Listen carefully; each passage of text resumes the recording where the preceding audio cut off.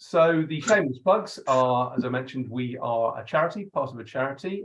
So please do join the Real Bread campaign to support our work so we can carry on doing things like this and much, much more. We have a book called Need to Know More, which is our guide to starting and building a small bakery business. And that will do. Oh, sorry, Roots to Work, of course. We're co-hosting this with Roots to Work, which is another project to sustain, and that's the Good Food Jobs website in the UK. So if you're looking for a good food job or want to advertise one, Roots to Work's the place to do it. I shall now hand over to two of our ambassadors, Abba and Marcia, who will take it from here. Great, thanks Chris, and hi everyone.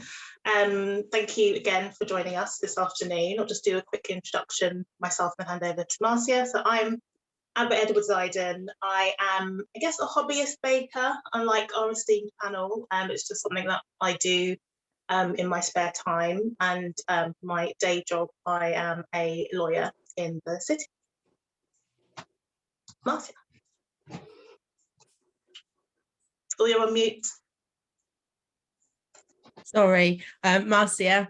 I'm like Abba, I'm an ambassador for the Real Bread campaign. I used to be a baker 3 years ago, working in a sourdough bakery in Kennington. Currently, I am working in school in safeguarding and pastoral care. A lot of my work is still around food and gardening within the school setting. I'm very excited to hear from some of these bakers because I've been following your work, but actually haven't heard from you directly. So I'm really excited to have this conversation. If I could hear from Jackie, that'd be great. Hi, Marcia. Yeah, it's great to hear from you as well. Yeah, I'm Jackie. I own Aries Bakehouse in Brixton. I've been running that for about 3 years. And yeah, it's all going well. I'm sort of back where I grew up. So yeah, yeah, and it's going really well. It's artisan bakery selling sourdough bread and all the usual pastries and coffee and things. Yeah.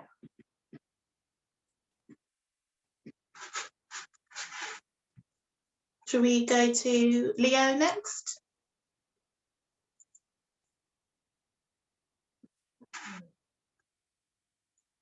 This is cutting out. Oh, I think you're on mute still, Leo.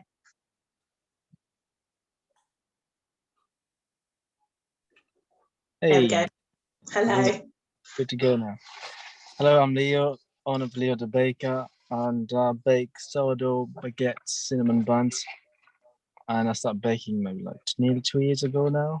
I'm still learning every day. And yeah, I don't think I have much to say about it. It's just constantly baking and baking and baking.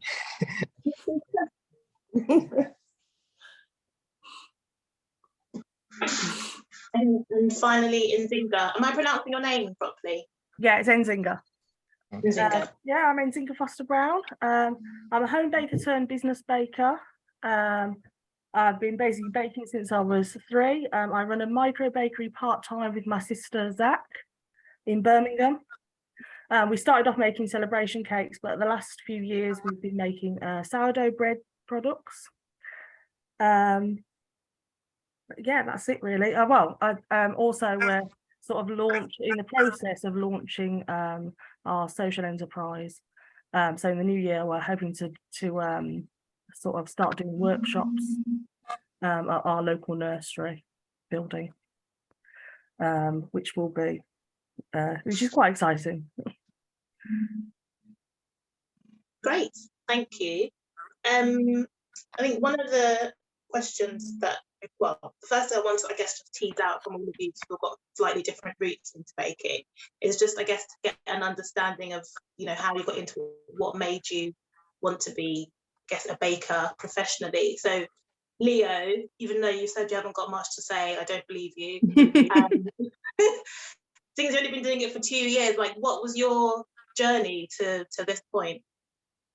I mean, starting, I think lockdown, I can't remember lockdown last year or the day before. I was just at home not thinking about doing any bread business or anything like that. I just started making peanut butter, and I thought, oh, maybe I can make a bread from home because I'm from Mozambique, and I start from there. And I tried a few times, lots of errors, and then I get one recipe is kind of similar to my home, which is bread, just simple.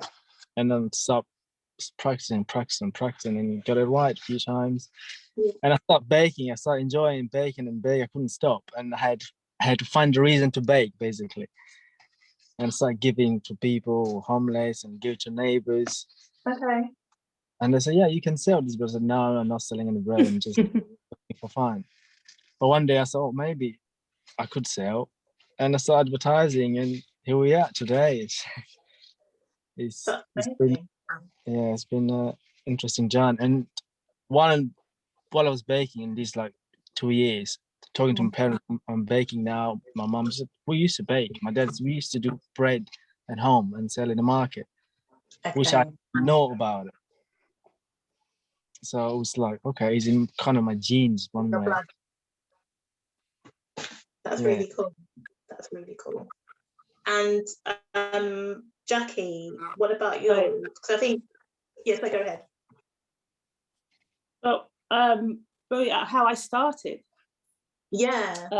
I started working from home making cakes actually while my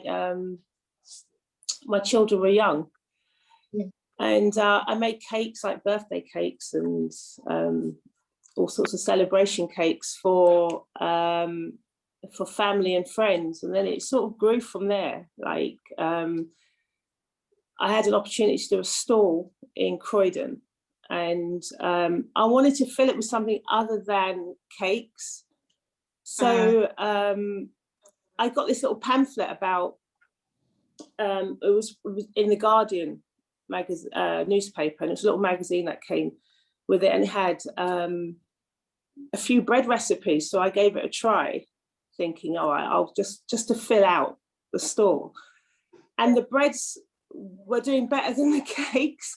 I was selling out of the breads first, and I thought, wow, people love bread.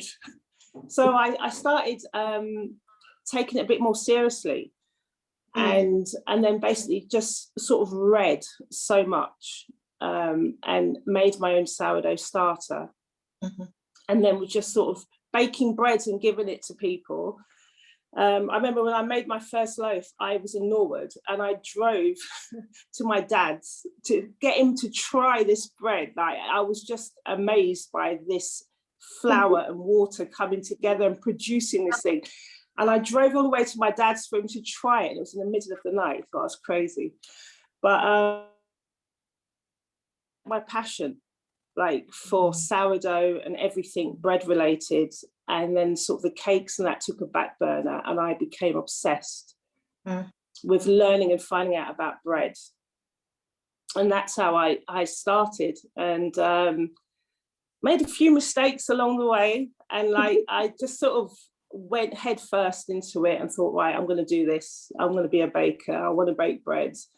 And that's my nature. I just sort of go for things like head first, and luckily it's paid off because it's I love baking. It's just amazing. And it's I've managed to make a career out of it, so it's not like work, it's just enjoyment every day.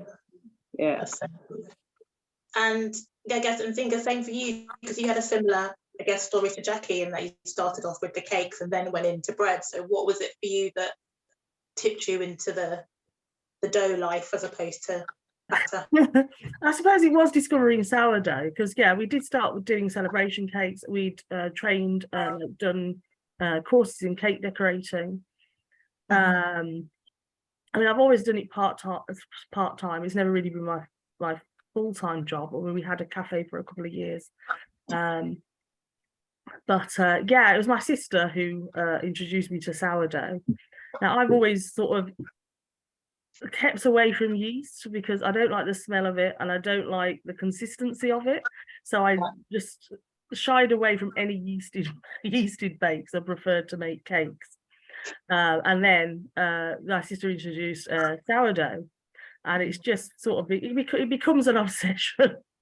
I love the challenge of sort of converting sort of regular yeasted recipes into sourdough recipes. Yeah. I mean, they don't always work. It's very trial and error and touch and go. But I just love that when you can produce something and you know that you I mean, it's a lot of effort, but you know, I just love the challenge. Can I make it sourdough? Will this work with just using a sourdough starter? So yeah, so we make all sorts of things now. I still don't use commercial yeast at all. I mean, I just hate it. So yeah, all our breads are sourdough. Fantastic. I'm just conscious that I've been chatting a lot, Marcia. I don't know if you wanted to. Yeah, no, Awesome. I guess I just will jump straight in with the question about blackness. I guess it's just in terms of being in this industry, I'm wondering, does visibility matter? And if it does, why for you? Because it might be that it doesn't, but if it does, I'm curious why and how you feel about it in this industry in particular. Well, I mean, basically, I think that bread is a serious health issue, and especially for the Black community, with so much, you know, Black people are more likely to suffer from diabetes, from high blood pressure, from food intolerances, and too much, I don't know, non-real bread is definitely a factor in that. So I think it is important to get the message out there to the Black community, and I think that message isn't really getting out there. And there's just this sort of, oh, it's not for me. This is just a thing that's for bourgeois white people, and you know, it's just not. it's just not really taken seriously. I mean, most of our customers are white, and penetrating into the Black community is we found it very difficult. So yeah, so I think it is very important. Do you find that people are surprised when they find out that your bakery is owned by a woman or a Black woman at that, or has it never made any difference? And when I'm talking about visibility, I'm thinking of you as the owners of your bakeries as well. Like, what impact does that have? And do you think it's important? Yeah, people are surprised that what we're doing. You get a lot of, how come you're not just making hard dough bread sort of attitude, like, why are you making this bread? Because people don't realize that sourdough is actually, you know, African at its roots. You know, we are making breads in an African tradition. We're not making sort of a foreign bread or a European bread. But people, you know, that awareness isn't there, and I don't think the Black community don't take ownership of it in that way. And I think that people just don't realise the import. They don't, because the real bread message hasn't got to them. I think a lot of people, they're not aware of what real bread is, and that the bread that they're eating, what's in it, and what the impact that's having on their health. So yeah, but people are always surprised, not hostile or anything, but there is that surprise that we're doing what we're doing. Yeah. And I think getting the message across that it's just natural ingredients. I mean, I found it, like, when I first started, it was really hard to sell to my own community this bread. It was like, oh, that's, you know, because growing up, we grew up on hard dough bread, and, you know, the West Indian breads last for months, and it's full of additives. It's full of additives, and it tastes good. You know, can't deny it. But it's you know, it was so hard to get the message across that sourdough bread is so good. It's just like 3-4 natural ingredients, and yeah, and I found it a struggle, like, for people to understand what the bread was about. But gradually, yeah, the message, you know, and then the fact that when people come in, they see someone, you know, a Black person making this bread, then they feel, oh, it's accessible. Like there were people that will come into me that will say that they would never have gone into one of the other artisan stores to pick up the same loaf because they didn't feel it was for them. But then they've seen me making it and thought, well, why don't I try it, you know, and liked it, which is great, you know. So yeah, I think it's important to, in that way that we are doing it, representing it, because it will get the message across even more. And yeah, people will try it. Just, and I always say, just try it, you know. Yeah, that's a good point. Actually, thinking that way, I never look at that way, like customers wise. It's all white. Like my customer, 90%, 9.9 are white.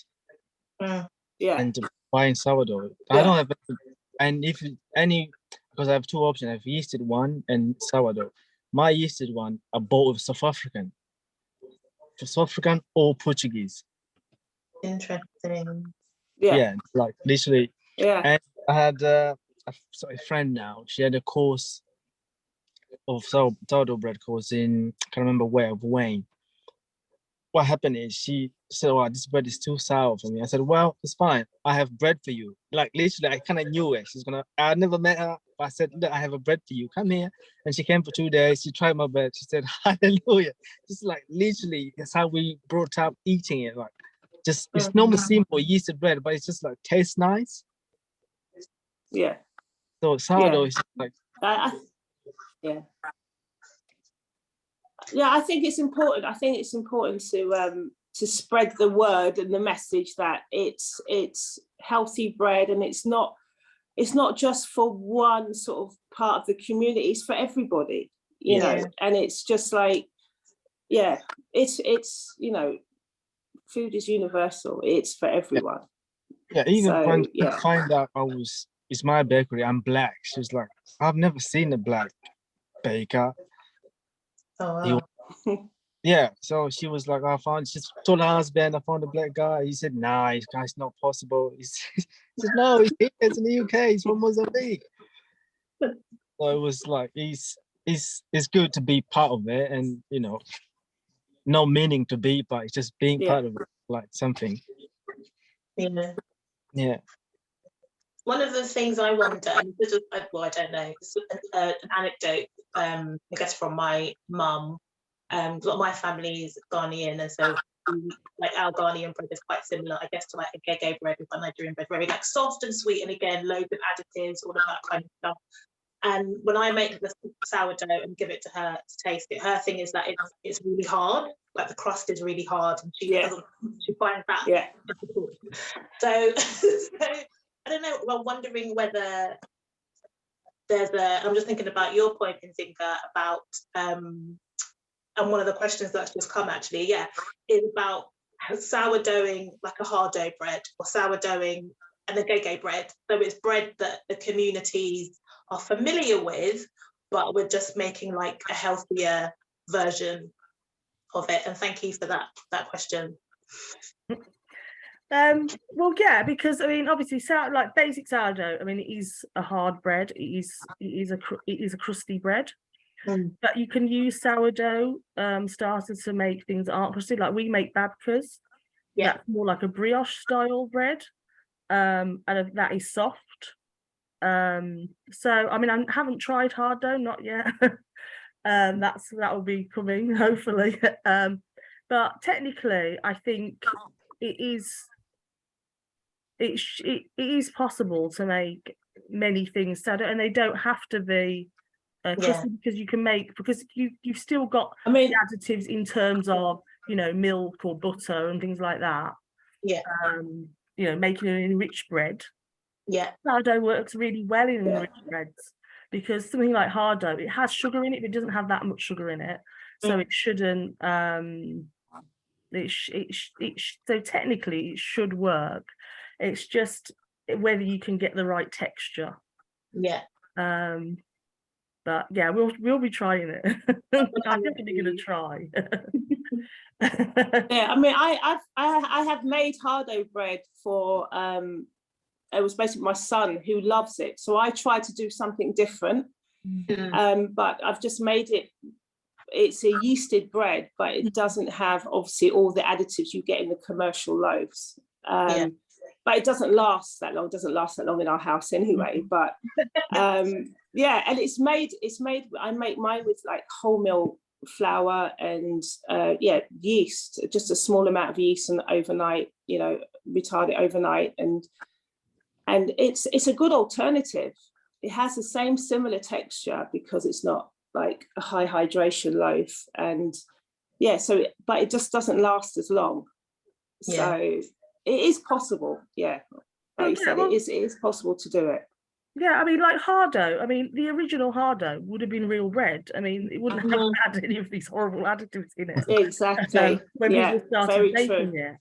I mean, it's a bread that's generally accepted to have been brought to Jamaica by the Chinese, who obviously their bread is tends to be steamed, so just the dense sort of texture, and but all these horrible things that they're putting in it today would not have been in it. So and I think there is a problem, and it's not just with Hardo, it's with bread generally, where people sort of expect it to last for ages because of the preservatives that are being added, and it's quite a hard sell to get people into the thing that you should be eating fresh bread, not eating bread that's been standing around in that of preservatives for days or weeks. Sometimes I wonder if that's an issue, because I was thinking about the breads that are not from a European culture, like flatbreads and as we said, Hardo bread. But because we generally only find these in the supermarkets, they tend to have the additives added into them. So I'm just wondering if there is a gap between what we see in the supermarkets as some of the cultural breads and what we see in artisan bakeries as the breads that we sell. And I just wonder sometimes if people expect you as Black bakers to see the Blackness in their products, if that's something that you've ever come across, or if that's something that has never been, I'm wondering about this customer base when you're saying who comes through your door. I'm just wondering if that's ever been an issue. Yeah, certainly. I mean, I would say there is an issue. People have an expectation that if you're Black, I mean, my origins are Jamaican mainly, that you will make, a very small, limited number of things that you're allowed to make. So if you're going to open a takeaway, it's expected that you will open a Caribbean takeaway. Or if you're going to make bread, it's expected that why aren't you making bullet and Hardo bread and things like that? And you're being questioned, whereas, and it is annoying because you think, well, if I was white, I could just make whatever I wanted and nobody would question it. Yet why am I questioned about what I'm making? It especially annoys me as I said, the bread that we're making is African in its origin anyway. It's just people's perception that it's European.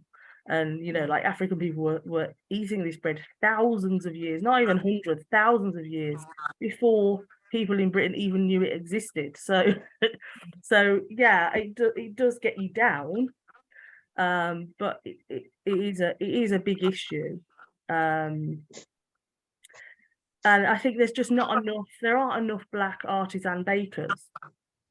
There is this sort of thing when even though Black people are becoming more affluent and are doing well, whereas in other communities, you will then find this sort of artisan bakers coming on and making premium products with, really good ingredients. People are just still eating, in the Black community, it just seems it's still the same thing. I mean, everywhere you go, it's the same bog standard Hardo, which is full of preservatives. You've got bakeries that are claiming they use premium ingredients and that it's quality, and it isn't, and people just accept it because the real bread message hasn't got to them. So they're definitely people need to feel encouraged, I think, to open artisan bakeries and make real bread. I guess what's going to be my next question is, reading on from that, like how do we as a collectively, but then also the campaign as a movement, I guess, address those perceptions or change that perception that, you know, real bread is more than just sourdough, because the definition is essentially a bread that is without additives, so you're including Heathford bread in that definition. But also that it's not a European thing. Like how do we get that message across?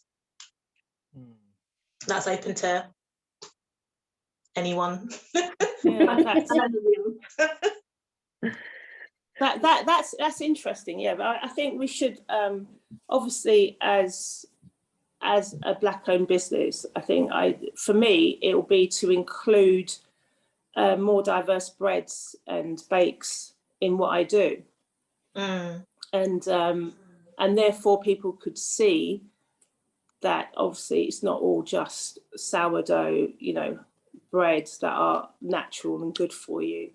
There are other things that you could incorporate, like different wheats in everyday bakes, sort of thing, and to make it more interesting as well.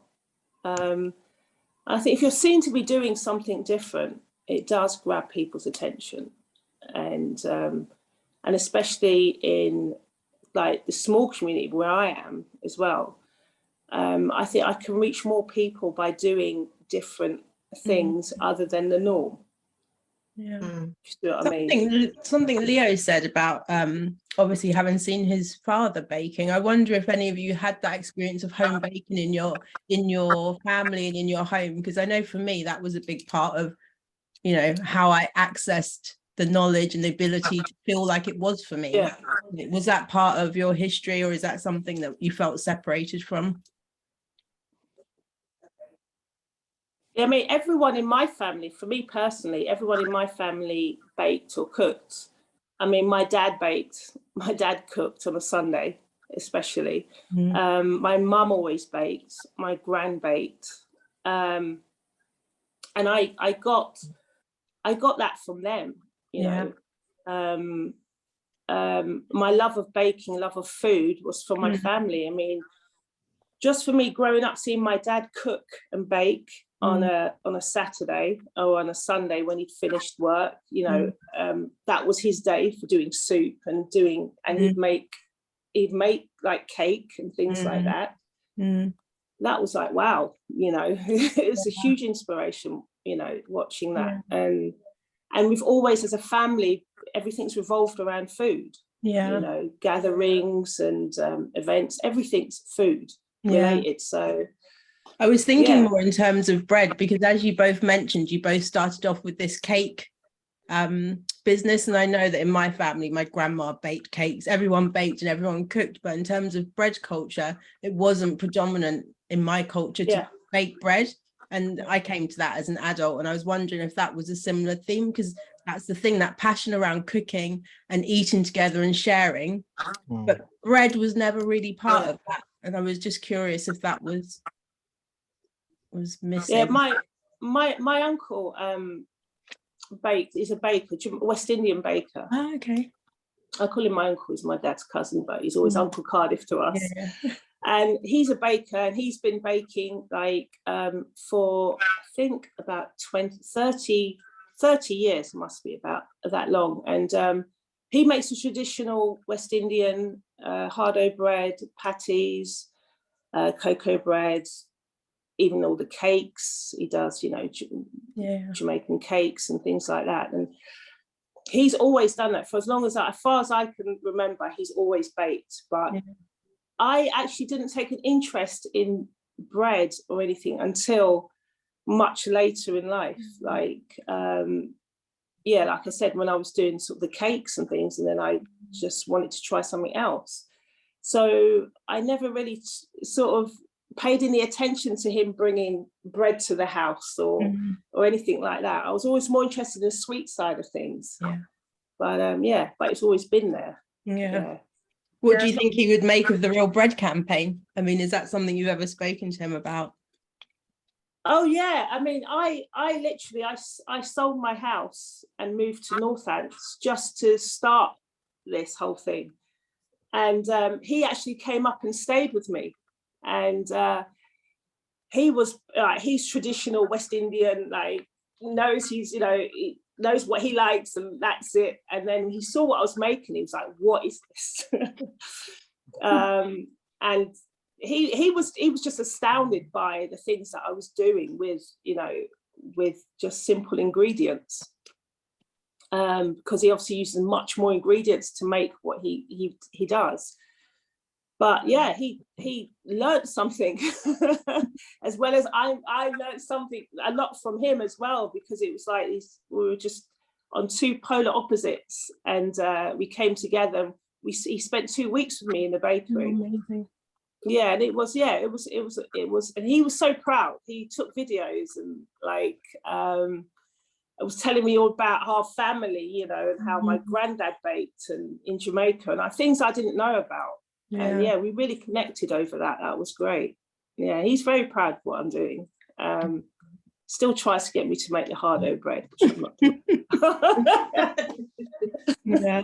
I think that's what this whole conversation kind of leads to. It's bridging that gap between the generation that's coming after us even, and like what we've been left with in terms of how we think about bread. Because I know with food and with cake, it really is part of a lot of our cultures, but I think bread just sort of sits in a different area that there's not so much education around, not so much, I don't know, there just seems to be something there that we can bridge, but I'm not sure if anyone has any solutions to how we get that done. No, I mean, again, my background, I mean, my family never made, I don't think anybody, I can't think of anybody in my family that made bread. It was just something that we didn't make. My dad would come home with sort of like hard-dough bread from the local bakery and Jamaican bun. I have actually tried to make Jamaican bun of sourdough. It did not work at all. I made 2 attempts. I will go back to it. But yeah, I mean, it wasn't sort of something you made yourself. It was just something you went out and bought. And you didn't really think about what was in it. So yeah, so I don't know. I mean, our solution is that we're planning to do sort of workshops to get people involved and to get them making their own bread. Yeah. Because I think that if people will actually make it, especially young people, if you can get children in to have a go and actually produce them themselves, then they're more likely to then take it forward and think about it a lot more. So yeah, I think education is important, and as I say, especially getting people are young and they can they've done it. I mean, my nephews, I've done some baking with them, and they've got their hands dirty, and they did enjoy it. And you know, hopefully something. I think the very fact that we are baking as well, is and we're being seen to be doing something different. Is you know, it would influence hopefully the next generation. They could see like, you know, oh wow, I can do that. Yeah. If you're doing that, I can do that. You know, it's you know, hopefully we will influence the next generation to actually get involved and see that, oh well, I can bake bread too. I think now so it's gonna be kind of easier because with social media you can easily do and post, people can see what you do and exactly, I can do it. I have lots of messages people inspire me. It's kind of like my intention, if I can do it, you can do it. And I've had lots of African, which is really nice to see it, like commenting and sending messages, but I can't help it at the moment, like go and do with you, but at least that passion is in there. So now with internet, we're kind of lucky to spread the word easier than back in the day. Yeah, that is true. I think one of the there we go ahead. Oh, somebody speaking. I interrupted them. One of the questions we had was, what do we think can be done to make more Black bakers involved in making real bread. And I think Leo's just touched on that. Obviously, we've got the internet and the social media, which is helpful in terms of spreading the message. But I'm guessing, like, what else is there? Is there anything else that we can be doing, or that the campaign can be doing to bring more Black bakers into the fold? I mean, I think I'll give that one to things you. like this, what we're doing now, Yeah. and also, you know, putting our faces out there and talking about what we do is a great way of getting people involved and just us being seen, basically. Yes. Yeah, I think it's so important. Yeah, and I think people, young people especially, will engage, you know, and or be curious. Like, I think just even this whole us promoting ourselves for this has reached a wider audience as well, which I think is great. I think it's important. Yeah. Okay. So turning more to, I guess, your businesses now, were there any obstacles that you faced in getting started, like as a Black baker, or let me put it another way, do you think any of the obstacles that you did face were because of your race, or do you think they were just obstacles that you would have faced anyway? Let's start with Zinzin. I mean, in terms of obstacles, I mean, I wouldn't say I faced obstacles due to race, other than actually getting people from my own community to actually that's the problem in terms of race. Actually, like starting my bakery and doing it, and friendships with other bakers and stuff, that's all been fine. You know, I haven't found that other bakers care whether, you know, what colour you are, or yeah, anything like that. Everybody's been, you know, bakers tend to be really nice, and everybody's been really helpful. And yeah, I mean, me and Zach are bread angels, and we've had a lot of support from them. We've had a lot of support from the Real Bread campaign. So yeah, it's been very positive. The downer is actually, you know, getting more of our demographic to be from our own local community. Yeah, I mean, yeah, I think I'll follow the thing I was just saying. It's getting the Black people to buy the bread. It's not, I don't know, it's not a normal thing to happen. Not normal. I don't know, maybe because Sevenoaks, it's not much Black people. Even when I first got here 6 years ago, I was like, okay, this is a bit strange. There's no Black around here. Then I went to Bromley, I was like, whoa, this is home. Not special anymore, but then, like, you know, but yeah, I think the challenge is just getting bread to the Black people, finding normal to order to other Black people. But in terms of supportive white people, I mean, I would say they're very supportive. Very, very supportive. And, you know, my business, I think, wouldn't be here if I didn't have white people, let's say. Yeah, I found it was a challenge. I mean, coming from Northants back to Brixton, in Northants, obviously, the demographic was mainly white, until I found Wellingborough. I was in a small little village, and then I discovered Wellingborough, and it was like, yeah, a massive, huge West Indian community there. And even so, then it was really difficult to get people to buy, like to even engage in sourdough, the conversation of sourdough. It was like, no, that's not what I want. And even though I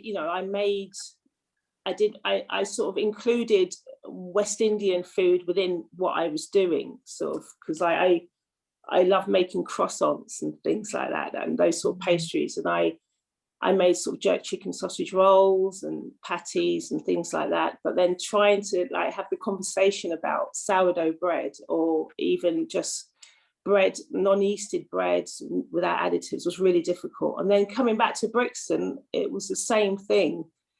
It was really hard to sort of get like, and these are people I've come right back into my home where I grew up, and people that I've grown up with, and trying to get them just to engage into like, this is like, it's good stuff, try it, you know. It's been difficult, but we're slowly getting there. We're getting there. Yeah, we've got such a diverse community in Brixton as well, that we've got now a Colombian bakery that's opened up, and so you know, we've got you can get bread, different breads from sort of from everywhere in Brixton. You know, there's so much going on. But yeah, it was difficult. I faced resistance, like for what I was doing. You know, I came back thinking, I'm home, you know, this is home. And then it was like, whoa, like you're doing something really strange. Like, what are you doing?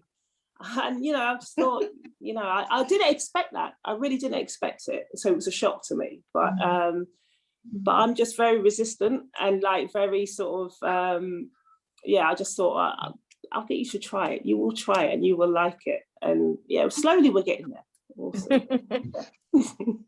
Yeah, it's very drip, I find. But I mean, we did a few things and we put like tasters out and sort of made people try it, like try it. And yeah, people, I mean, slowly but surely more people are trying it. So yeah, fingers crossed that it will continue that way. And then one of the questions from our audience, from Danielle, she wants to hear a bit more about, and perhaps, or I don't know actually who this is best for, but the steps that you took towards getting your first premises. So he's got like I think Jackie, you've got a bricks and mortar shop. So what were the steps that you took to getting that off the ground? Well, I mean, just for me to even start baking, I sort of didn't have a micro bakery. I didn't start off that way. Well, I suppose the cake business was, but it wasn't really serious. The cake, I was just making cakes for friends and family, and then I started doing book cakes for book events, like for authors and publishing companies, and I was doing that, but it was just sort of like a hobby. It wasn't really sort of, because while the kids were young, I thought I'll just keep my hand in doing something. And but then when I really got into bread and I really wanted to do it, I became obsessed with it. But there was sort of, I didn't find any sort of financial help. I didn't feel there was anything there for me to sort of engage with to do it. So I just thought, okay, I just sold the house and just moved and then just went for it. I opened up I went head first into it. I ordered the equipment from a well-known bread equipment seller, and I got all the ovens and the mixers and everything, not really knowing too much about how to do it all. But just having the idea in my head of what I wanted. And then, yeah, I converted a garage, like in Northants, in a small village. I converted like a works garage into a bakery, a fully operational, and it was huge. It was a huge space to fill. And it was all or nothing for me. I just thought, you know, you either go for it or you don't. And yeah, like I said, I mean, when I first started, I made a few mistakes, but it just picked up really quickly. And I found for me the best way was learning on the job and just getting stuck in and doing it. And it went really well. And then my dad had a shop in Brixton, which was my mum's shop actually. She was her sweet shop. Okay. and it's been derelict for 20 years. And I just said to him, look, the kids want to come back to London. How about I renovate the shop and have it as the bakery? Because before I left, he didn't really take me that seriously. He thought, well, you know, it's just a hobby. And then when he saw I was so serious that I actually upped and moved, and when he saw how well it was doing there, he then relented and said, okay, you can renovate the shop and have it as the bakery. So that's how I got the bricks and mortar. It was my mum's shop. And she's had it, it's been in the family for probably 30 years or something like that. Do you think that helped seeing your parents be business owners before you? 100%. Yeah, I've only grown up in shops. I mean, my dad on Acre Lane, he had a shop. He got a shop when I think I was 12 or 13. He was originally a street trader, and he used to sort of fly pitch and sell, as well as having 3 other jobs. He used to sell on the street. And he had a pitch outside our local newsagent, which for me growing up was a bit embarrassing. It was like, oh God, Dad, what are you doing? You know, sort of thing. But it was his way of earning. He had 5 children. It's his way of earning money. And so when the owner of that newsagent decided to sell, he offered Dad the shop first. And so Dad went to the bank manager, got a loan, got the shop. And that's how we grew up above. He was selling, like, he was a newsagent as well as a greengrocer's. And we grew up above the shop. So that's all I've ever known. So it's not alien to me, you know, to sell and to be involved with the public, as it were. So, yeah, I've always had that. So it's, you know, I was fortunate in a way that, you know, I had premises to go into, and even though it took 18 months of a long, hard work when I came back, it wasn't instant. We had to completely renovate the shop from top to bottom. It was hard and really sort of hard work. But yeah, I've got my work ethic from my dad, because he's still working. He's nearly 80, and he's still working, like, you know, day and night sort of thing. But yeah. Do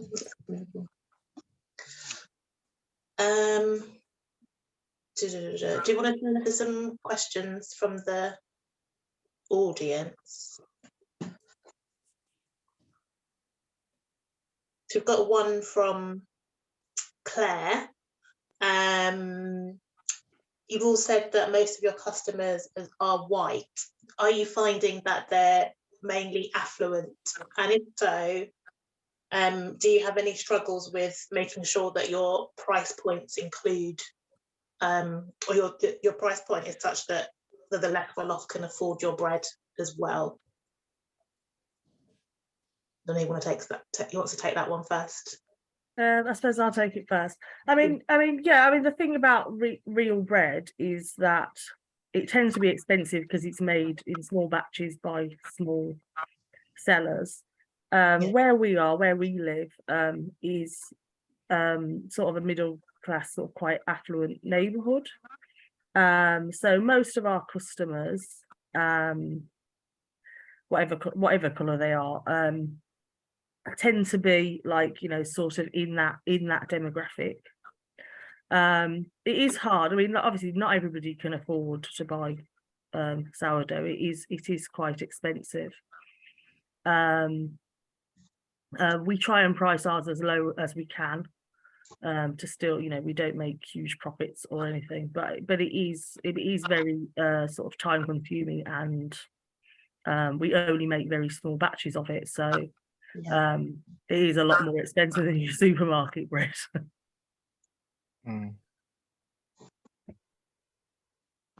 Yeah, I mean, it's the same where we are. I mean, we have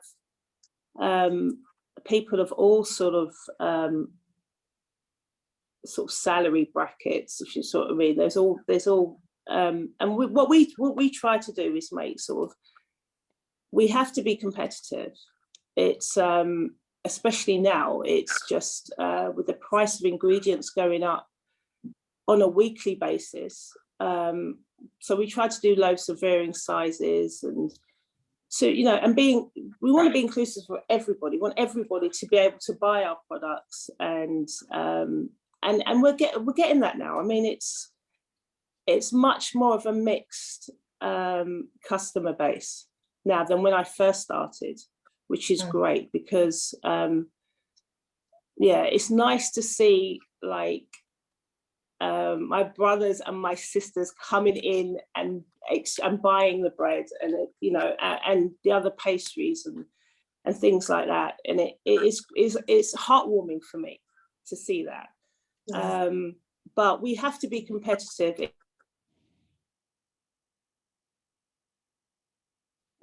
Now the energy bills are ridiculous, and so it is what it is. But you're getting a quality product.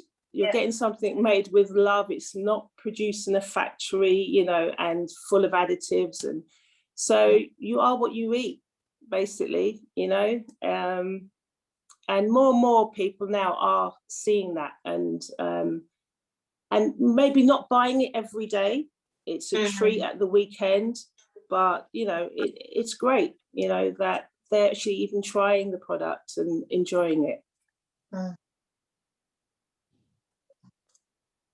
And customers understand. They have more understanding of what goes into it.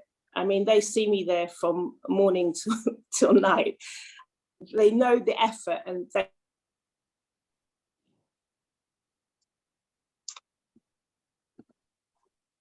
Have we lost Jackie, or is that just me? No, she'll be back. Yeah. She'll be back. Yeah, she frees a bit. I was just going to say there's another question here from a member of the audience, Jean-Marc, and it kind of follows on from that, because I think we can tell that you're all very passionate about the baking aspect of running a bakery, but there's also that whole other side of running a business. As Jackie said, she had that experience from her family, so she knows a lot about running a business. But we're just wondering, this question's asking, you know, starting your own bakery project, what kind of resistance did you experience in terms of administration, law, access to property, finding suppliers, but more generally, were there any legal obstacles? Was there things about running a business that kind of took you by surprise, or you found really difficult, I guess? Because there's a whole other side to having a bakery. Yeah, I mean, you go. Yeah, I was going to say the admin. I mean, it can be tough, especially when you're having to fit it in around other things. Admin. There are a lot of places you can go. I mean, I did a lot of sort of like little courses that were free, you know, that the sort of the council offered. There was a library resource which you could sort of sign up to at the local library, and it tells you all the compliance things that you have to have, so you could just go down and make sure, you know, you've done ticked all the boxes. I mean, obviously you're going to do your food hygiene and safety courses and things like that. So I thought I found there was a lot of help out there which told you, you know, so it was easy to find out, you know, the things that you sort of that you had to do and that you needed to do. And there's loads of forums that you can join, which have bakers here, which give you loads of tips. I mean, my sister is a member of loads of them, and is constantly coming telling me what this council are doing and what they're looking for, what the inspectors are saying, and things like that. Because there's just so much information out there, and as somebody I think pointed out, with social media and the internet, I think this is the easiest time ever to get that information.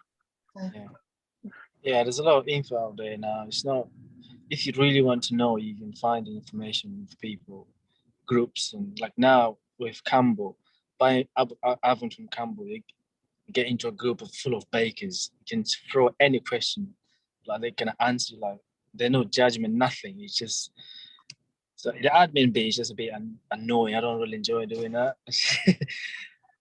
but sometimes I do. And I have my wife, she does like accounts and stuff. It's just, for me, I just like to do the bread and, you know, get a product. You know, that's it. So as a community, do you find that bakers as business owners are a welcoming community? It sounds like you've had a lot Yeah. of support in general. Yeah. 100%. Yeah. Bakers, I think they're really, really helpful. Yeah.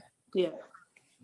Really good to hear. It's a very welcoming, sort of non-judgmental community. I mean, because we all share the love of baking of bread, and it's I've always found that from the beginning. It's always been I mean, I liken it to sort of the motorcycle community.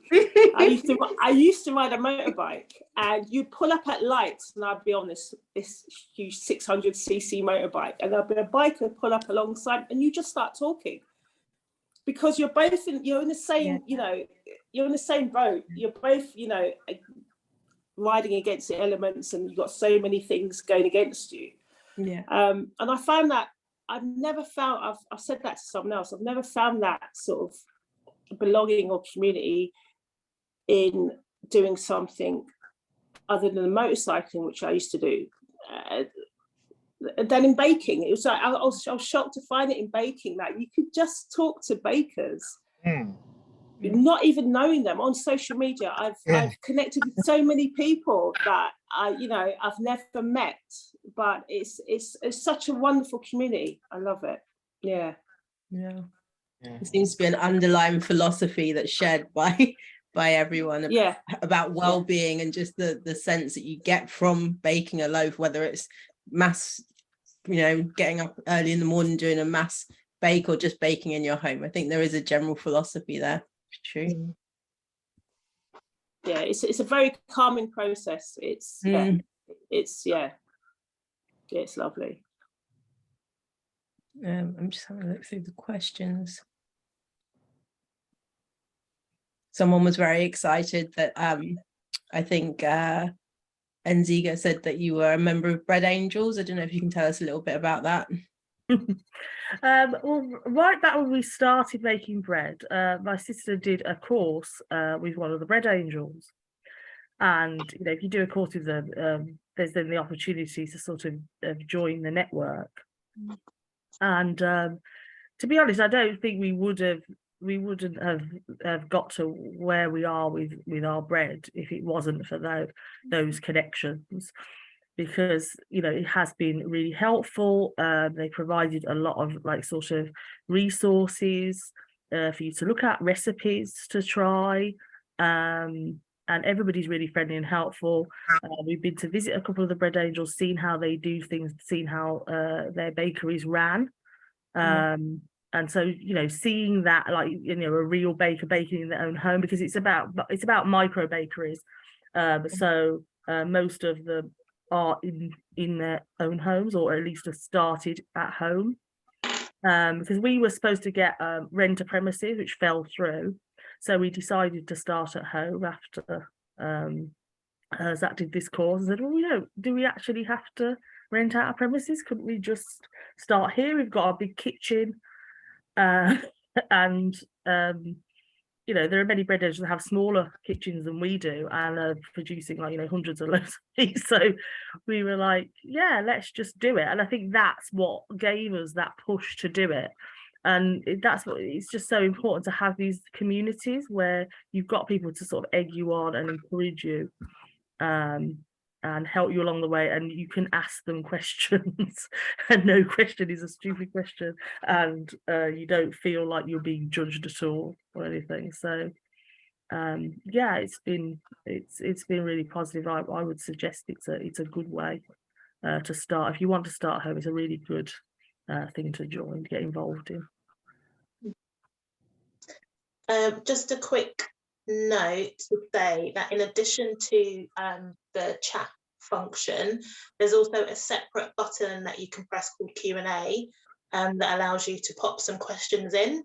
I think we've got a couple of questions on there now, so let me just go and have a quick look at those. So talking about, I guess, the shadowing that you did as part of the Bread Angels, we've got a question from Omarin Shola, who wants to know, is there a way in which bakers could shadow you in your bakeries and see production of your sourdough? If so, how do they get in touch? Well, people can get in touch with us at just by sending us an email at nest@blackbirdsmicrobakery.com. That's the best way to get in touch with us. We will be running workshops in the new year to sort of get people to have a go themselves with baking and sourdough. So I'd also look out for those. Great. Another one here. Do you feel the cost of artisanal goods versus the cheaper supermarket alternative is a major factor in the lack of engagement with bakeries within certain communities? If so, what would you do, apart from lowering the cost, to make consumers see the value in the artisanal alternatives? Well, I mean, I mean, you could lower the cost. You could, we could make smaller products of the same thing. So smaller sourdoughs to make it more accessible. Yeah. But at the end of the day, you do get what you pay for. And you can't really compare an artisan bakery to a supermarket because it's just polar. It's just so far apart. Supermarkets are mass produced and, you know, full of bad things. And then, you know, but I think small batch baking is the way to go in order to, you know, to make it more accessible for people on a lower wage, or, you know, who probably wouldn't normally buy sourdough or buy artisan products. And yeah, I think and we've trialed that. We've made smaller loaves, and that sold well. Yeah, I think that's a great way of doing it. Yeah, I mean, our policies that I mean, obviously not everybody can afford to pay over £3 for a loaf of bread. But sourdough is really cheap to make at home, and you can make it in ways where it isn't very time consuming. You could and you know, so, you know, part of our sort of mission is to encourage people, if they can't afford to buy it, make it. It's much healthier, it's much cheaper, they'll save a lot of money.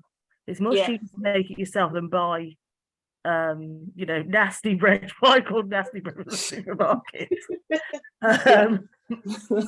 You can build it into your routine. Yeah. Yeah. And or just make all your own bread and for pennies, really. Yeah, just go and ask your local bakery for some sourdough. I mean, we're always happy to give sourdough away and try it. I mean, a lot of people did it during lockdown, so a lot of bakeries sprung up during lockdown. So, you know, yeah, you could do it that way, definitely. I mean, once you see the process as well and how it's made, you know, you can appreciate it more. Yeah, it's appreciated. Yeah, definitely. Yeah, it's not knowing what it takes to make a sourdough, make one bread. Yeah. It's too expensive. It's this. There's someone I heard, she said, I just did a course of sourdough. I can pay £20 now. It takes time and, you know, patience. Yeah. Definitely. Got a question here, I guess, about alternative flours. Some younger members of the community have been talking a lot about wheat flour and gut health and want to learn more about alternative flours or alkaline diets. Have any of you looked into this?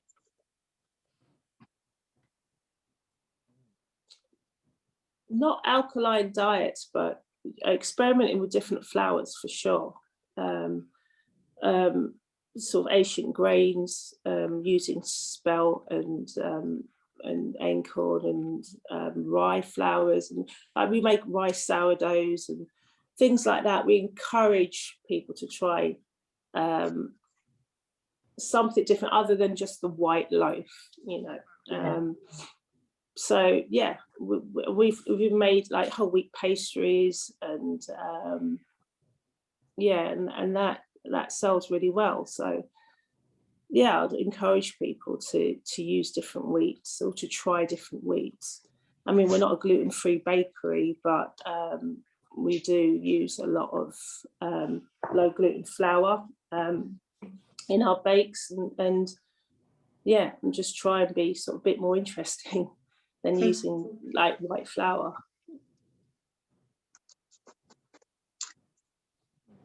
I don't know. Marcia, are there any questions in the box that you wanted to cover off in particular? I have a question about the levelling up policy. I guess this goes to government policy. It says, how might levelling up policy be relevant to Black bakers coming through? So I guess they're talking about how do we encourage more Black bakers into the workforce. I guess you're saying it's a very inviting area. So I guess it's what can we do to make sure that people know that?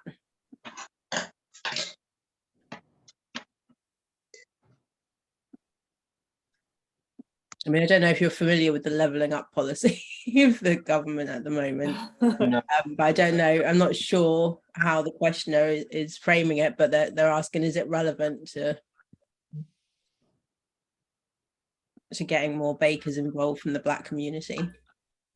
I guess it could be around funding, I guess, or around training, or I don't know if, did any of you study professionally, or was it not something you looked at? Do you have mentors or anything like that? I don't know.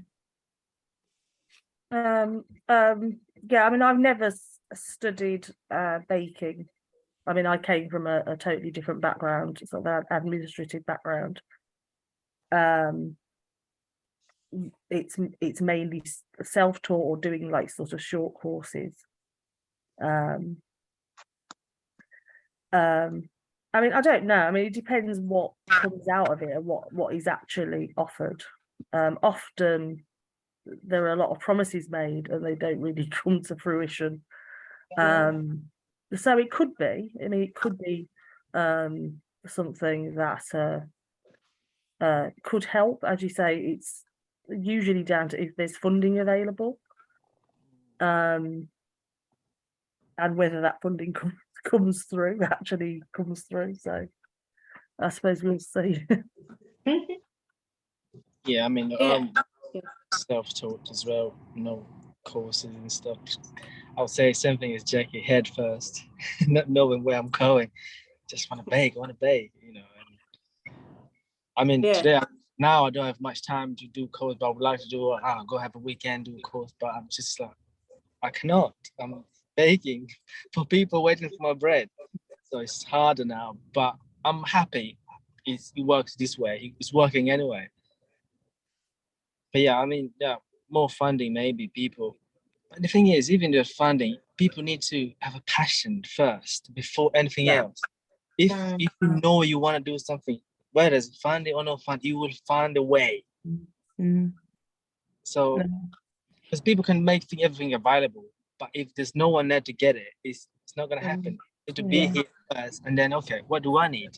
People help, it just come to you. If you really know what you want, help come. Yeah.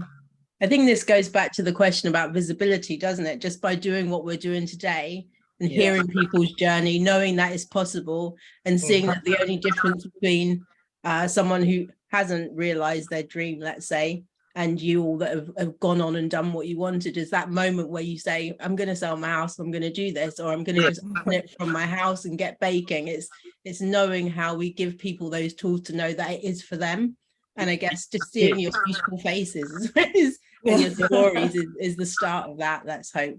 Because you have to have the drive or the belief that it's for you, right? Yeah, definitely. And I say to any sort of young person looking at us and thinking, well, how can I go about getting involved or getting started? I'd say the first place to look at is the internet, is social media. because once you go down that rabbit hole and you start looking and you're looking at other people's bakes, and you'll know whether you've got that passion to do it or not, whether you want to, you know, you'll know. It's either you've got to have, it's like Leo said, you've got to have the passion. There's no point in saying, oh, I'm going to be a baker and doing a course and then, you know, and then going to work for somebody and treating it like a job. You've got to have a passion for what you're doing and for what you're making and what you're creating. It's got to be there. Otherwise, you know, there's no point to doing it. I mean, that's what I find. I'm so passionate about baking. I live and breathe baking, you know, and yeah, and I try and sort of, it rubs off on people, it does.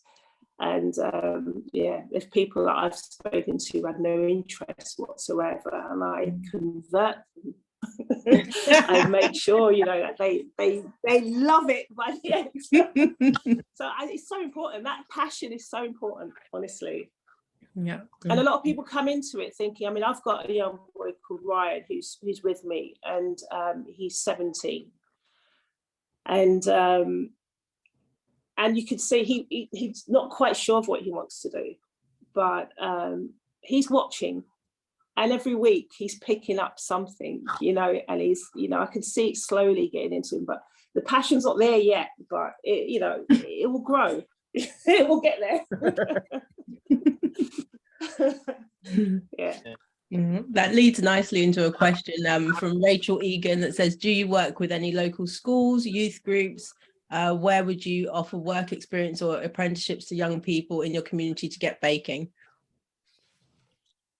Well, I mean, like I said, I've got a young boy called Ryan who's local, who's not fond of college, or, you know, wasn't fond of school, and, you know, he's starting at the bottom, you know, but he's, you know, he's just being around us and in the bakery environment, you know, I encourage it, you know, and if, you know, if somebody, I mean, we're a really small unit, but if somebody wants to work with us, you know, I'd like to make links with local schools and encourage kids, especially in my community where, you know, there's a lot of like negative stuff going on. Like, I'd love them to just, I mean, I'm hoping that even just seeing me doing what I'm doing encourages them to think, hang on a minute, you know, she's doing it, maybe I can do it. Or even to just knock on our door, you know, show them that there's a different path. Knock on our door and just say, you know, what are you doing? Can I see? I'm welcoming, you know, to everyone. Like, just come in and have a look. But yeah, I'd love to make links with local schools and try and get more children involved with what we're doing. I think it's so important. Definitely. Yes. Yeah, I almost went to a school, I mean, this Wednesday, but I had a message like short notice. I was coming back from Mozambique and I couldn't make it. But I was invited, I was asked to go to a local school here in Sevenoaks to just talk to kids about bread, with soup and stuff, just a simple stuff. But this time I won't be able to make it, but it looks like something gonna happen maybe in the near future. Yeah, I think it's so important. I think it's so important for, I mean, there's so many more people now out there, like, doing, you know, what we do, and it's just like of colour. There's so many more people, and I've connected with people that when I started, I knew nothing about. I didn't know about them at all, and since doing what I'm doing, like, we've connected, and, you know, and they've all said that it's important to be seen. You know, there are chefs out there, there are, you know, other bakers out there who are doing amazing things, and yeah, and social media has helped a lot in making us seen. It's helped so much. Yeah. So yeah, it's great now to connect with the wider community of bakers and chefs and that, and it's amazing. Yeah, it's so heartwarming to see. long may it continue. More of us. That's good to hear. Yeah. I guess we're coming closer and closer to the end. I was wondering, like, what your highest highs have been, because all of you sound like you've had really big journeys, but like, what was that moment that was like your highest high in your journey so far? Because there's lots more to achieve, I'm sure. Well, for me, it was lockdown actually, and seeing the community come together, and having I had so many people sort of queuing and for what just seeing that love. Yeah, I know I had a captive audience, right? No one could go anywhere. But at the same time, it was just the love for what I do. That to me was like one of the highest moments. But then also, because of that attention, being on the cover of the Real Bread campaign, I mean, that, oh my God. I mean, for me, it was like, yeah, it was like, okay, I've made it now. No matter what happens. That being on the cover was just, for me, was incredible. Yeah, I like to thank Chris for that. That was amazing. And then being in Olive magazine, and yeah, it was just something that from where I started, like, I couldn't never imagine myself getting that much attention. It was just amazing. But yeah, being on the cover of True Loaf was just the pinnacle for me. It was like, yeah. And then, you know, it connected me with bakers from around the world. And then I even had family in Jamaica and people like contacting me going, oh my God, you bake bread, you know. Yeah, for me, that was amazing. Yeah. Yeah, I would say similar, same. I mean, I've just been in the covers. Yay. And it's like, it's the same, because when you see that kind of stuff, you think back, like how you started, not thought where you're going, how it's going to turn out. It's just like, I don't know. I went home and I had an interview before I got home, like 2-3 months ago, and I was in another magazine back home, which is business magazine, just to inspire like young people to be an entrepreneur and something. So it's like how, I mean, it's good to people can see a normal person, because we're all normal person can do something and can be seen. Yeah. Let's say so. It's like from nobody become somebody, even though you're always somebody, but it's just the way of speaking. Yeah, I mean, I think this is how it's supposed to be in life. People should see, oh, he's done it. I can do it. You know, I can try it. Whether it's baking or something else, it's just do something that is really within you. And it's always important to see yourself reflected, because I remember seeing both of you on the cover, and you know, I let a little cheer myself. Like, it's always good to see representation. Yeah, it always leaves your heart. My mind. Yeah, it blows my mind. It's incredible, and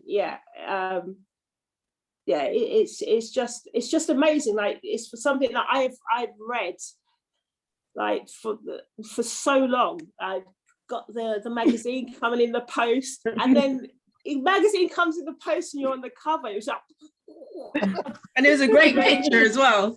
Amazing. Yeah, it was a great picture taken by Kate. She's my right arm, and she took this amazing picture that's literally got it everywhere. Yeah, I'm so grateful. That's great. Nzinga, what was your highest high? Well, the highest high is actually quite recent. We entered the UK World Bread Awards, and we got 2 bronze with the 2 of our products, our festive sourdough babka, amazing, and our cheese roasted garlic and rosemary sourdough loaf as well.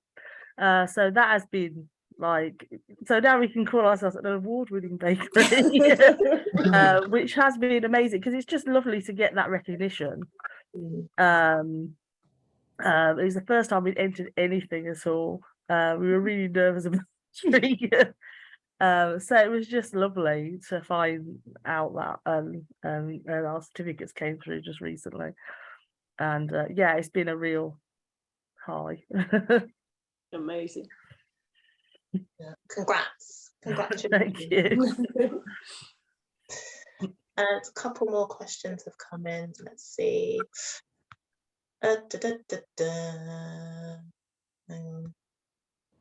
What are each of your favourite things to bake? This is from Danielle again. Well, I'm saying again, I'm not sure if it's the same Danielle, might be a different Danielle. But what are each of your favourite things to bake? Or if you visit another artisan bakery, what things would you like to try? And it's the same Danielle. Thanks for coming. I mean, Well, go ahead, Leah. I like the transformation of sourdough when you bake the first and you want to put in the oven, just to change the look. It's that bread, I don't know, you can just stare at it, just keep looking at it. You know what I mean? I don't know about the bread. It's just like you bake it and then when it's finished, just perfect. Just look it. Yeah, I don't know. I like it. For me, it's got to be croissants. I mean, for this, I love sourdough, but croissants, there's so many things you can do with a croissant though. It's just like, it's endless. And I love pushing myself to make like the perfect croissant. Not got there yet, but I keep pushing for it. And Jackie, I have to say, but your croissants are pretty good. Oh, thank you. No, I love making croissants. It's a passion, and I just like, I love them of all different types and varieties. And I just keep pushing the boundaries on them and seeing what I can come up with next. And it's continually changing. But yeah, sourdough is a close one as well. I love sourdough, and I love seeing the transformation in the oven, especially. You know, you make it and you put it aside, and then in the morning you just a little prayer to the bread gods that it's gonna be amazing, especially on a Saturday. Oh. You know, Leo. Oh. You do a little prayer and you if hope. anything goes wrong here, I don't know what's gonna happen. Exactly. Yeah. It's always, it's always changing. It's never the same. No. You're always adjusting, but it keeps you on your toes, that's for sure. It does. Yeah. And what's your favourite thing to bake?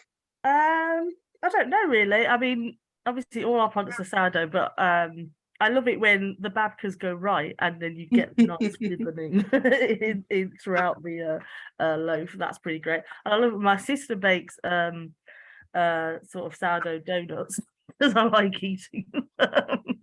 They sound very good. Because they are really nice. And they're baked, so they're not fried donuts. So you feel like it's not so bad because it's sourdough and it's baked. So you feel like you can eat a donut and not feel too guilty about it. And then we've got a question specifically for Leo. What's your favourite Mozambican bread? And this is from Sustain. Visiting next year and would love a recommendation. I mean, I was at home now last time I've been home 4 years ago. Oh, And now I went back, come back on Thursday, and I went to the bakery to try bread again. Now as a baker, I'm going to try the bread. And I still like the taste. It's yeasted bread, simple, no fluff, no much in there, just water, yeast. I was a bit disappointed because I think they lost the quality. I don't know, maybe because now I'm a baker, I understand a bit more of things. And I'm like, oh, maybe like there's full of air, I would say. It's more like business now. It's not as it used to be.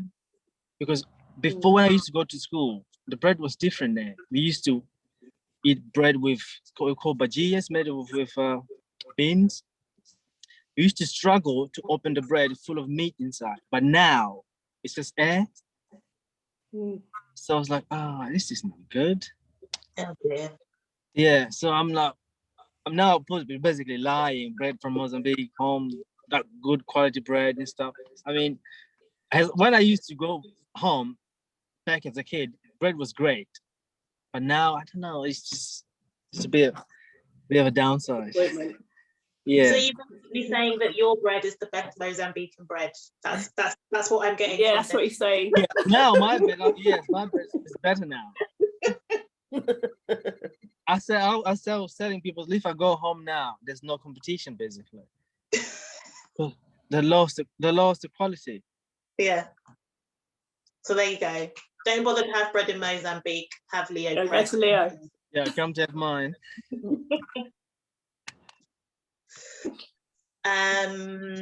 Let's see. Oh, and that was Abby that asked that question. Yeah, Thank you, can Abby. go for fruits. Go for fruits, Mozambique. That's it. I recommend fruits. Peach. Go for that. Bread, come back to me.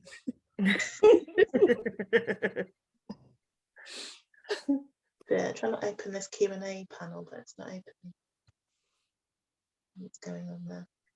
I've actually got a quick question. I was just wondering, as bakers that are turning out like quite high volumes now, what are your relationships with mills like? Do you find that that's an important relationship? How have you found that as business owners, making those connections, or don't know if that's We use a couple of mills, the most local mills to us. okay. I think, I mean, a good flour is something that is readily available. And we haven't really had, I don't think we've had any problems. There was, well, during the pandemic, there was this, because we sort of started during the pandemic, we had to delay starting because there was like no flour available. Yeah. But apart from that, I mean, we have a good relationship with the mills we use, and it's been very easy to get deliveries. They just deliver straight to our home. Obviously we buy flour in big sacks, so yeah, I mean it's but yeah, I mean there are a lot of smaller mills. So if you're home bakers, there are a lot of smaller local mills if you live in the West Midlands, which we can't really use because they don't sort of do commercial quantities. But yeah, I mean we've had even in our area, I mean we're in Birmingham, which is not a farming area at all. We found it we have to go a bit further afield than perhaps people in, say, the south of England, but yeah, like getting good quality flour has been not a problem. Good.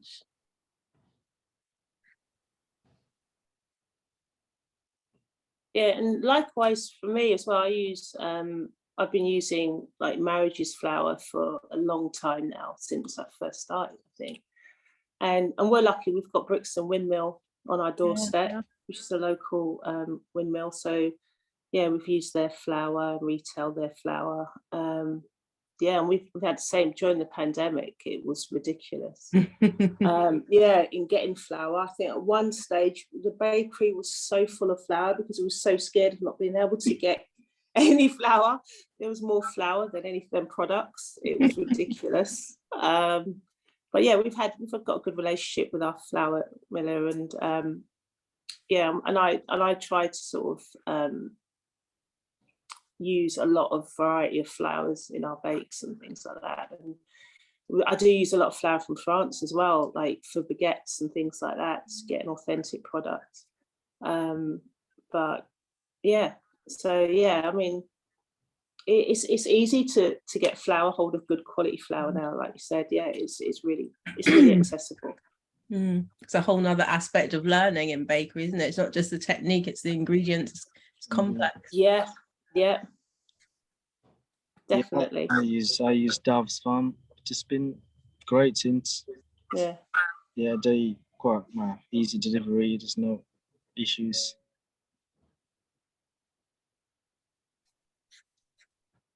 Bit pricey, but yeah, it's,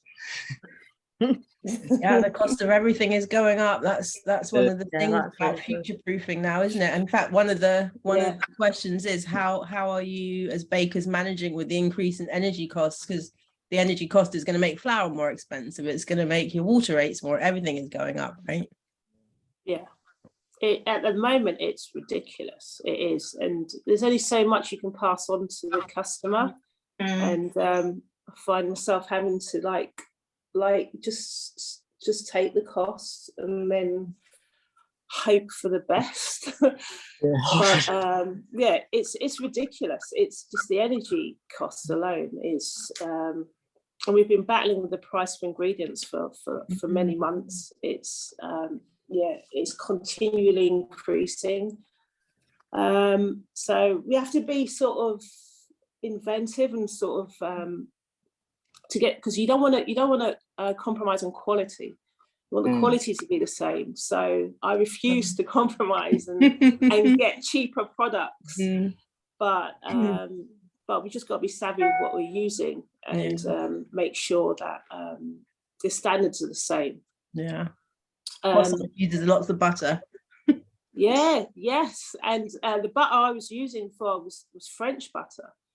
And that's like doubled in price. So luckily for us, we're using, we've got great cultured butter in Britain now, which is fantastic. And I've learned to work with it with the croissants, and it's producing great results. So it's taught me that I don't need the French butter. Sorry, all French people out there. Sorry, Thomas.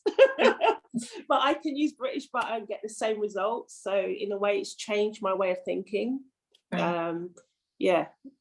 Yeah, you definitely have to shop around a lot more. Yes. And yeah. I mean, well, yeah, because butter generally has just gone up so much in price, and yeah, so that's one of the ingredients that has sort of spiraled. I mean, a lot of our products don't use butter, so and a lot, and we do sort of, because obviously we do bread and cakes, we do quite a lot of plant-based cakes, so so obviously they don't use butter, so but then again the cost of oil has doubled basically. And it is difficult. We haven't put up our prices of bread yet, but we will have to probably before Christmas, because it is like across the board everything has gone up, and there's just too many items that have literally like doubled in price. So I mean, and as you say, the energy on top of that is yeah I don't want to see the energy bills. No, it's tough. It's really tough. Yeah.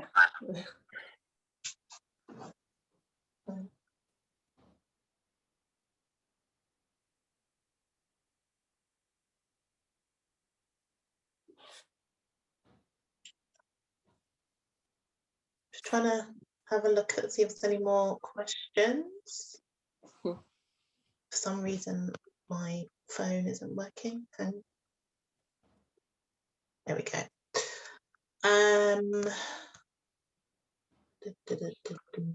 Someone has just said that Aries was a great source of flour during the pandemic, and thank you kindly. Oh wow, yeah, we bagged up so much flour, it was ridiculous. Oh, that's nice to hear. And there's a question on plant-based ingredients. I'm just following on from what you said, and Zinga, how have you adapted to using plant-based ingredients, and how have you found the process? Are you getting good customer reception? Yeah, I mean, we have a policy in our bakery that we won't compromise. So if it's vegan, it has to still taste good. And a lot of the time people have commented, it's the best feeling when people say, "Are you sure this is vegan?"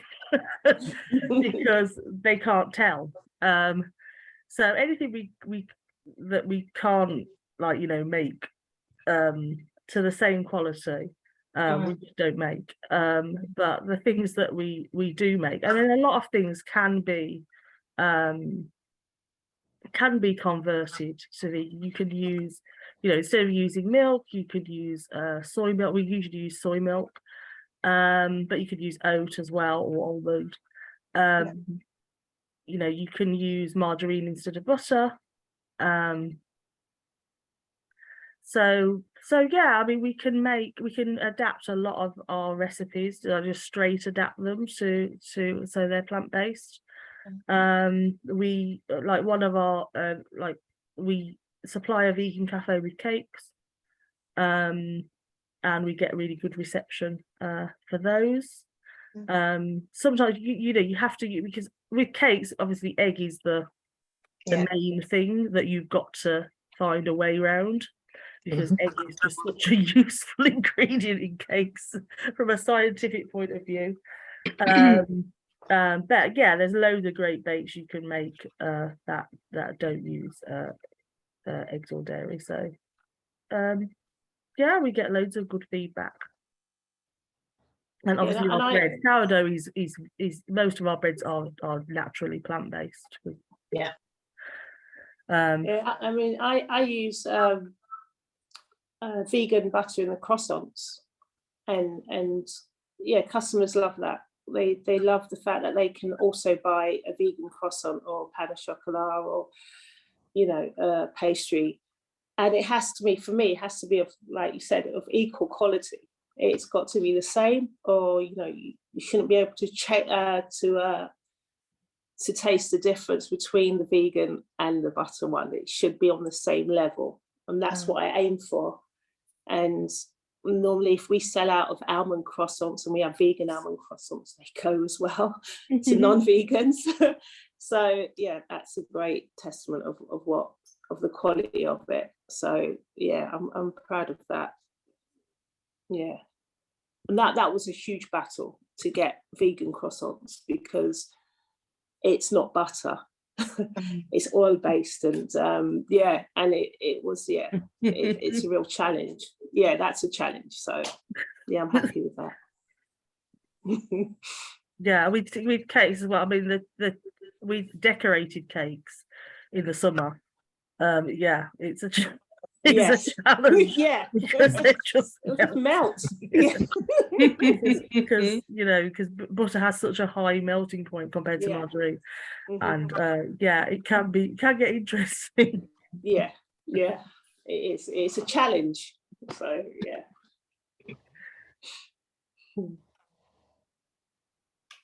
Let's see. I still can't open the Q&A.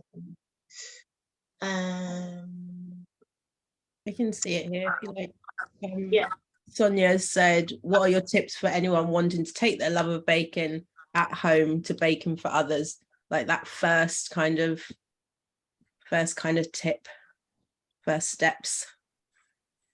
I mean, it's just giving it out to people. Give it to people to try. It's what I did. Give for free, because if it's love, you shouldn't. I mean, yeah, you buy flour. You just give to people, take to work, and see how people, if they like it. You'd be surprised. Oh, can I buy it? When you start it, how we start is just give to people to try.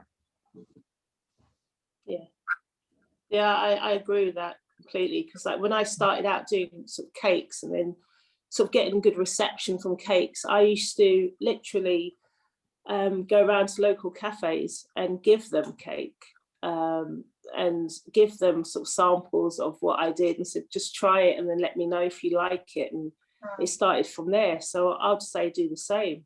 Just let people try what you do. And then I did so many sort of school fairs and things like that, just to bake, because I'm a feeder, and like if I bake a cake, it's not one cake, it's like a huge cake or 5 cakes. And I used to have all this stuff, and my children would be like, oh, we don't want any more cake, Mom. And I'd give it to neighbours and friends, and that's a great way, like Leo says, of getting your products out there and getting people to try it. Were you all in domestic ovens to start with? just your run-of-the-mill home oven? Yeah. Business, domestic business. I started baking domestic oven until, I mean, maybe for 3 months, 4 months baking at home, baguette at home. I Wow. just, yes, baguette at home with pan from Amazon and using my fry pan underneath just to make the steam. It's just, I've learned so much just at home. It's just, I can't remember, man. I remember having, I don't know how many 12 breads, starting at 3 a.m., finished at 6 p.m. Just from baking to delivery. But you know, it's how it is, how it was. And now I have 2 ovens. It's Now just, look at your oven. I mean, you have to start from what you have. I have started with 1.5 kilo flour. No, as a business like baking, and what you have at home now is enough to start. Yeah. I didn't have any mixer. Those little KitchenAid, no mixer, just using my hand. And Yeah, I mean, I still use my domestic oven quite a lot. I mean, I've got another oven which we do the bread in the other oven, but most of the cakes I make, I still do domestic oven. It's cheaper for a start. It uses less energy, so I don't turn on my commercial oven as I have to. But yeah, you can, you know, a lot of bakers, that's how they start off, and yeah, if you've got an oven, you can bake basically. Yeah. yeah, if you want to be creative, just make your own oven. It's fire. I was tempted to do it at home. I didn't have time. I wanted to buy some big drum or something and fire. I was just not challenge myself, but time. Just got That's proper grassroots. the visions of you setting fire to your garden or something with a massive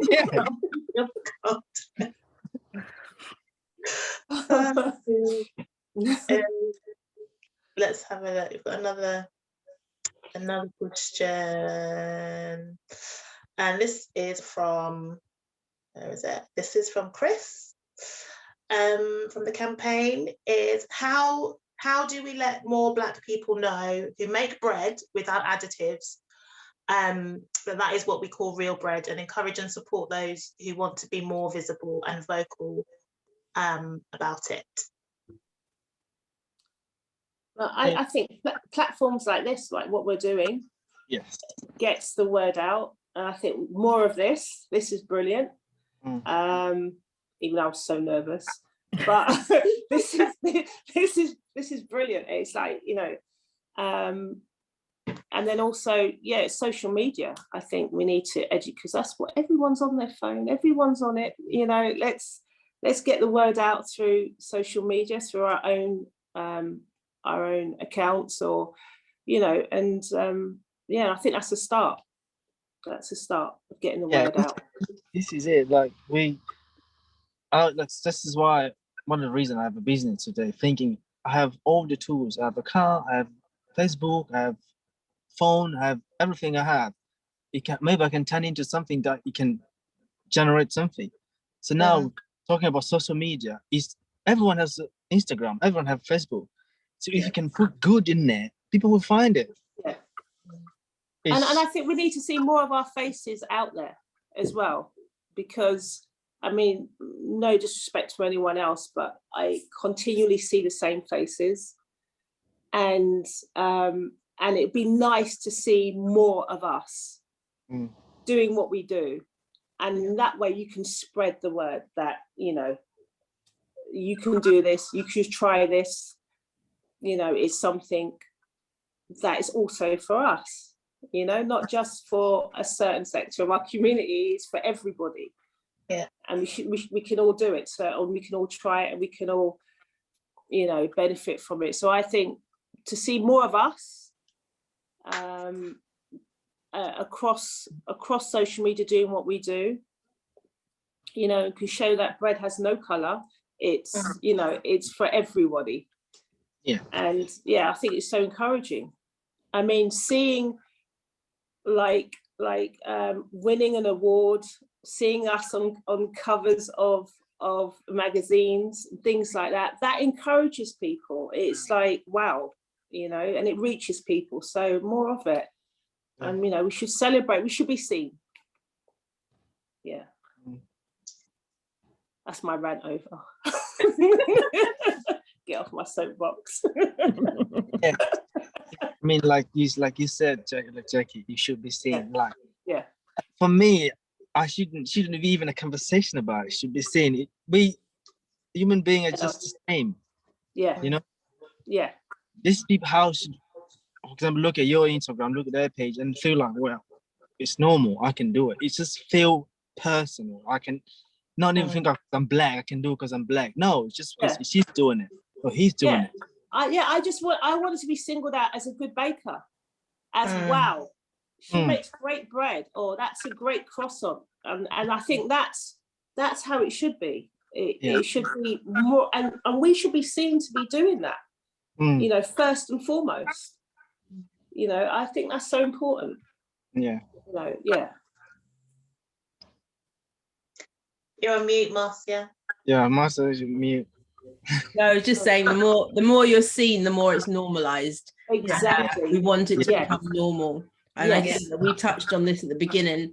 It's really normalized for us to cook and to bake cakes and to do this, but baking is just not part of that narrative so much for, you know, my friends and family that I know in my West Indian community and in the Asian community. Like, people will make chapati and stuff, but the bread culture that we're talking about that brings up these businesses, it's just not a normal part of our culture. Our everyday life is not to make bread at home. It's just trying to get that bridge between those two things, because then you can become a business owner, right? Yeah, definitely. And us being seen, you know, it will bridge that gap, and it will show people that you can do it, everyone can do it. And it sort of, it dispels myths, you know, that this is not for us or whatever. I mean, for me, if somebody tells me it's not for me, hello. You just, I mean, but that's about confidence.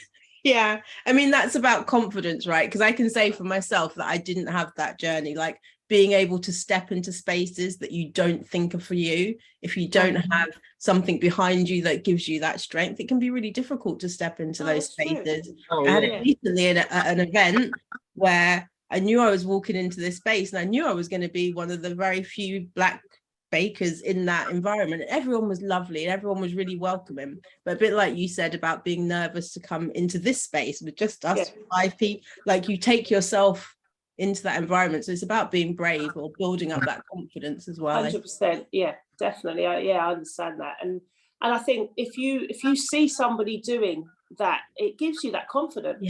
You know, it's like, wow, I can do it. You know, if Jackie from Brixton can do it, I can do it. You know. I'm not gonna lie, when I saw you on the cover, I was so happy. I think I really was. I remember it. Really. It was great. Honestly, it still blows my mind. It's incredible. It's so true. Like, again, you know, obviously, well, most all of us have mentioned social media, and I follow a lot of bread accounts on social media, but obviously the majority of them are white. And then when I discovered that there was a Black lady and in South London that I could go to who had a bakery, I was like, oh, well, like, I would love to have a bakery, but all the bakeries that I had seen were owned by white people. I was like, well, maybe people come to my bakery if I had different bakery. And I was like, well, Aries Bakery is there and it's doing really well, so maybe I can. Of course. Honestly, it's about your product. Your product's good, people will come. And that's at the end of the day. It's about the passion and the love you put into what you're doing. And you know, I mean, I've grown up with my dad having shops, and he didn't have social media. He didn't do any of, you know, it wasn't in his day. And yet he was successful because he put his passion and his life and his love into what he did for the community. He's still doing it, and you know, and I saw that reaped rewards. If you put your passion and your love into it and you work hard, no matter what, people will come.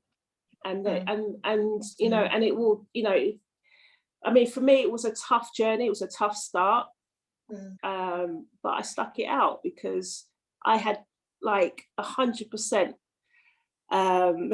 confidence in what I was doing.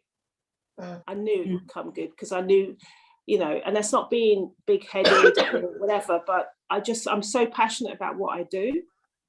Is, I mean, that, Yeah, you know, yeah. kind of, sorry, Jackie, but I kind of see No what you said. worries. You kind of like, you need to know it's gonna work. Even you're gonna have some up, you know, down hills. You kind of need to believe it back in your head. I don't know, some kind of 100%. faith 100%. it's gonna work because it Yeah. gets dark. Oh It gets boy. dark. Yes. It gets really Yes. dark. Yes. I've spent nights on the bakery floor.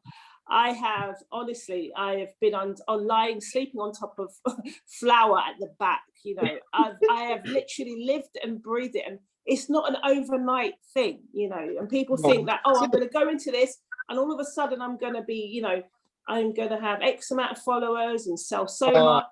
Anxiety. It's a slog. Anxiety, Yeah. just the bread, you know, just remember sourdough, just to put the bread in the fridge and go to bed. Anxiety, wake up in the morning, you don't sleep. I mean, and one day I saw a guy, he's American, he said something like, it can't make him relax. It's the bread at the end of the day. So if you don't, it doesn't work the next day, it's fine, it's just the bread. But it just still like, It's not. It's not. It's your whole life in that loaf. Yeah, it's like, kind of, yeah, you're holding it honestly. and dying next day. Oh. Yeah. Honestly. I've literally never worked so hard. It's a slog, and it's long hours, and you know, it's ridiculous the hours like that you put into it. But it's a passion, you know. Yeah, it's kind of like I never felt before. I remember when I took a holiday Easter time. I worked so hard during like 2 weeks, and on Sunday I finished, and I felt some kind of different wind, like I'm accomplished. You know, no money, anything. I did it. Yeah, 100%. I feel like that every Monday. We finish on a Sunday, and every Monday it's like I do a little prayer. I got through that week. For me, it's week by week, and it's like, oh my Lord, I survived the week, because every week brings its, like, you know, there's battles that you have to go through. And at the end of every Monday, I'm like, hello, I survived the week. Let's go. Yeah. Only a baker would know these things. Oh. Honestly. That would be my next question in regards to that. Like, how do you step away? Because I know the baker I work with like finds it incredibly difficult to step away, take a holiday, relinquish stuff over to people. Like, how's your work-life balance in all of that? Well, that's the struggle, I think. Yeah. I mean, I took 3 weeks off. Sometimes you kind of, okay, I gotta do it, you know. And you go off. Now I'm catching up again, but it's not. I don't know. There's balance. I won't say that close to my wife because she'll kill me. But I don't. But it's such as a balance, because it just especially self-employed. If you work for somebody, it's different. You go in, you clock in, go home. Period. But now I know I have to go. I'm thinking, okay, 6 o'clock soon. I had a bedtime, but you know, it's just I'm always working. No, it's a tough one. You need to be. It's difficult knowing when is the right time to close. You know, because you need a break. And lucky for us, our customers see us working so hard, and they realize and they know that we need a break. And when the break comes, they're like, "Good, you're having a break." You know, but it's hard. We're all self-employed here, and it's like it's really hard, you know, because you want to stay open 24/7 and, you know, 365, but you need that time out, because if you don't have time out for yourself, you will have no business. I mean, I've burnt out a couple of times, and it's not nice. Yeah. So, you know, we need the time out. So I mean, for me, it's Christmas. It's the time I look forward to, because then I can take time out in January when everyone's dieting. And then and then you just, you know, have a break, a breather, and then come back into it. But then once you're on that treadmill again, it's just so hard to get off. Yeah. Nzinga, how do you balance everything? Do you think you have a bit of advantage because you're with your sister, or is it pretty Well, a much bit of advantage because I'm part-time. You know, running a micro bakery room, I mean, we used to run a cafe. It was a bit of a nightmare. We worked 7 days a week.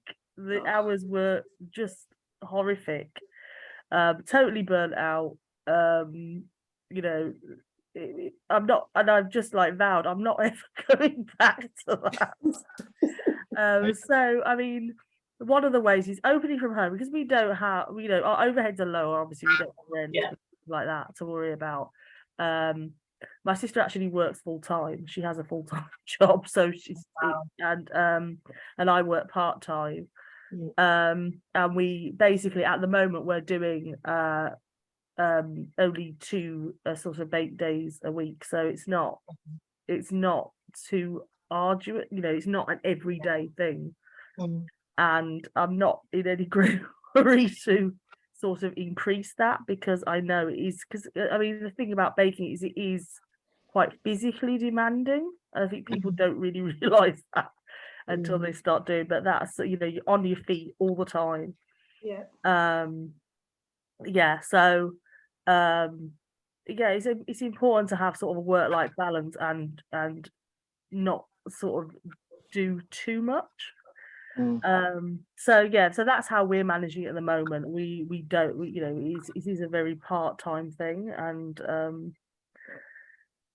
and yes, I mean, I'm aware in the new year we're planning on doing more workshops and training and things like that, which are going to sort of take up more time, but it won't be as physically demanding as actually baking, which can be. It's a lot on your body, and you sort of you don't realise at first, and then you sort of like your joints start to protest after a few months of just being on the go all of the time and on your feet all of the time.